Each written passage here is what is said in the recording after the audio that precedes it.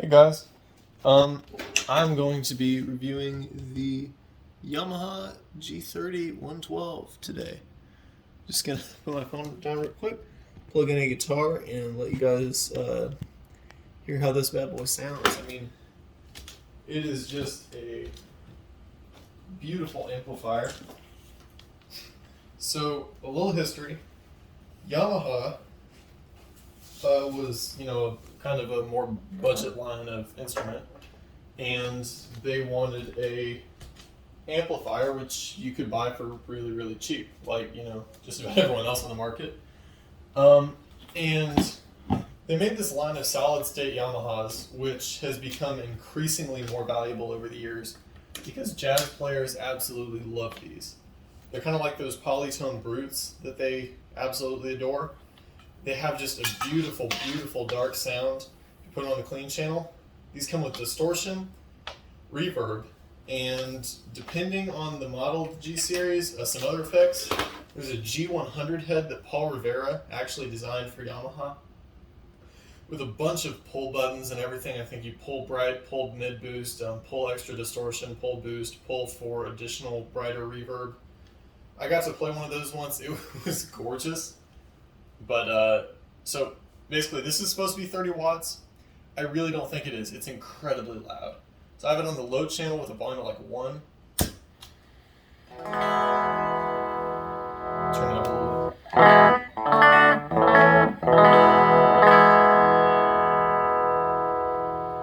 Now, okay, so what's cool is you have the bass control, the treble control, and the bright control.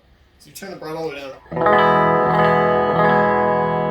It's very dark. This is kind of like a presence control, basically. All the way up, you get a nice Fender jangle, and then you start rolling it back. Right about there, it gets really good for jazz, and if you turn the treble down.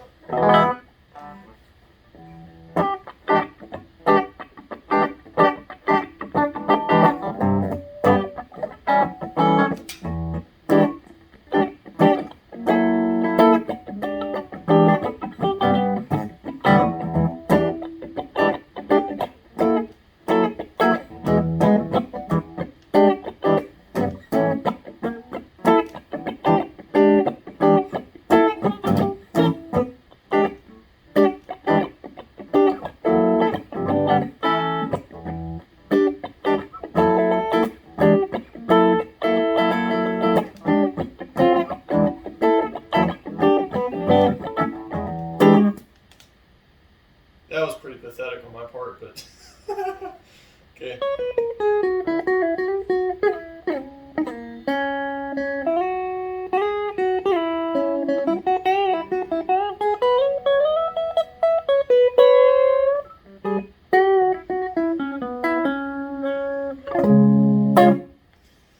But anyway, you can get a really good jazz tone. I'm going to turn the reverb up a little bit because it has reverb and it's good.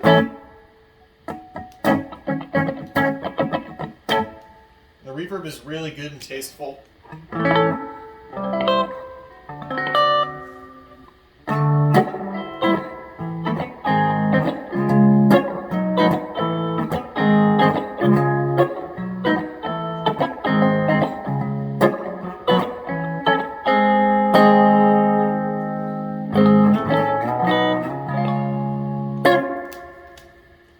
You turn it all the way up, it gets a bit crazy.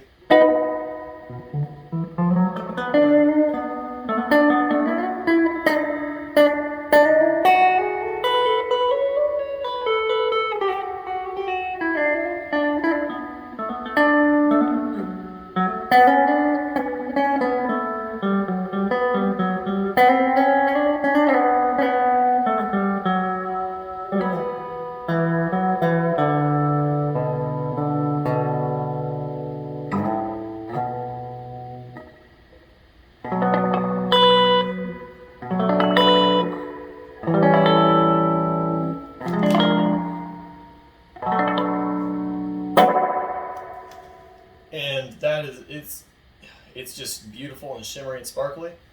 And finally, I'm going to demo the distortion control real quick. So the distortion control, you can turn, it's like a click-on knob. When you have it down here, it's completely disengaged. And when you have it, turn the reverb up a little bit. And when you click the button, you have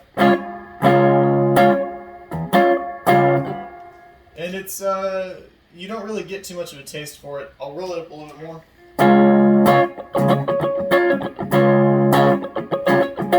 You can hear it starting to break up a little bit. So what's really cool about this is that this has one of the most mild distortion channels on an amplifier ever. And it's really good for blues because you get like this edge of breakout until about 6 on the dial. It's just like... And it's really tasteful. It's not entirely sounding like it's tube driven and everything, but I really like it. And you can boost it with other pedals to get it really going. But this is like 6 on the dial and we're going...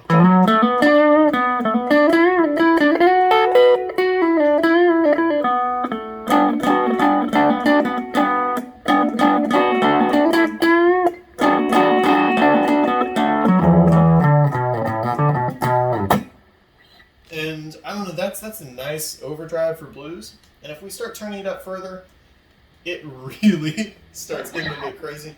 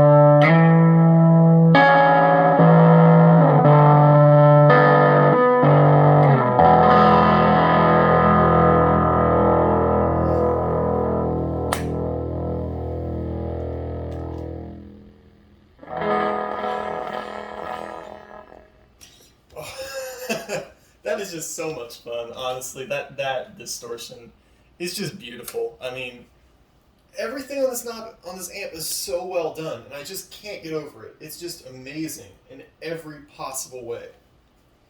And there's some additional features which I'd like to describe because I think that they're like super cool. The speaker on the back actually has like a depiction on it on like the back cover of the frequency range which it's best at and what it attenuates and boosts, which I think is a really nice touch. So now I don't have to like go on the manufacturer's website and just read on the back, oh, okay, so it boosts the frequencies at 1,000, but towards the 2,000 range it starts cutting them or whatever. And I think that's really cool. What's also cool is the high and low input, because this is at 1, but this is the volume is between 1 and 0, and when the distortion was all the way up, it was really loud. So I'm just glad they included a low input because I'm scared of what would happen if I did the high input. My neighbors might start freaking out. But basically, I mean, it's everything about it is just so well done. It's just unbelievable. On the back's on a turned around. But on the back, you have this stuff right here. This is a distortion foot switch, a reverb foot switch, and one for headphones. This is a headphone amp from like 1970. They didn't make headphone amps back then. That's just great. And I don't know, possibly my only complaint about this amp, and it's a small one, is that it feels a little flimsy. It feels like if I were to like take this on the road and like throw it against something, or some idiot dropped a shipping crate with this inside, it might suffer some structural damage, but it wouldn't be minor. This thing weighs like maybe maybe 20 pounds. So, I mean, if you're a jazz musician playing like little bar gigs, you can take this on just to all your stuff. It's even got wheels on the bottom, so you can like move it around even if you don't want to carry, like 20 pounds worth of amp. I love this amp. This is so cool. And if you ever get the chance to buy a Yamaha G Series, do it. Please do it. Because they are just super reliable, super, super good sounding, and just really versatile and really loud. And honestly, I feel that analog solid state gets a bad rap a lot of the time. This is a fantastic example of how analog solid state should be. This is a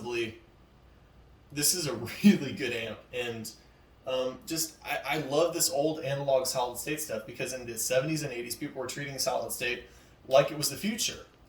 And they were making really good products using solid state stuff. And then Crate and Fender, towards the 90s, started putting out a ton of crap, which was just terrible and kind of trashed the whole analog solid state name.